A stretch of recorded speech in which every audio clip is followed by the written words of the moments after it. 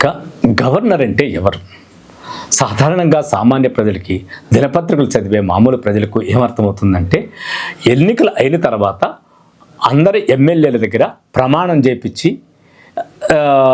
కేవలము ప్రమాణాలు చేసిన తర్వాత ఆ కుర్చీలో రాజ్యాంగపరమైన విధులకు సంబంధం లేకుండా వ్యవహరించే ఒక వ్యక్తిగా పరిగణిస్తారు. కానీ రాజ్యాంగ ప్రకారం గవర్నర్కు ఉండే హోదా, గౌరవము నిజానికి ముఖ్యమంత్రికి కూడా ఉండదు. కాకపోతే ప్రత్యక్ష ఎన్నికల్లో ప్రజల ద్వారా ఎన్నుకోబడినటువంటి ఎమ్మెల్యేలు అంటే ముఖ్యమంత్రి నుంచి ప్రతిపక్ష నాయకుడు వరకు వీరు చేసే ప్రతి నిర్ణయం వెనుక ఆయన ఆమోదముద్ర అనేది ఖచ్చితంగా ఉండాలి. ఇప్పుడు ఉదాహరణకి వీళ్ళు ఒక బడ్జెట్ నిర్ణయిస్తారు.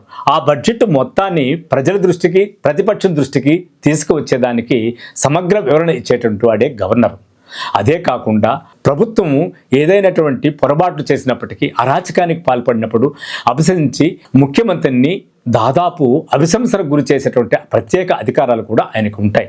అయితే ప్రత్యక్ష ఎన్నికల్లో ఎన్నుకోబడడు కాబట్టి కేంద్ర ప్రభుత్వం సూచించినటువంటి వ్యక్తి గవర్నర్గా ఉంటాడు కాబట్టి అతనికి అధికారాలు పరిమితిగా ఉంటాయి అనుకుంటాం. కానీ ఎట్లయితే ఎన్నికల అధికారిగా శేషన్ తన అధికారులను ఎలా సద్వినియోగం చేసుకున్నాడో, ఎట్టా అమలు చేయగలిగాడో, అదేవిధంగా గవర్నర్ కూడా నిష్పక్షపాతంగా ఉన్నట్టయితే రాజ్యం సుభిక్షంగా ఉండేదానికి చాలా అవకాశాలు ఉంటాయి.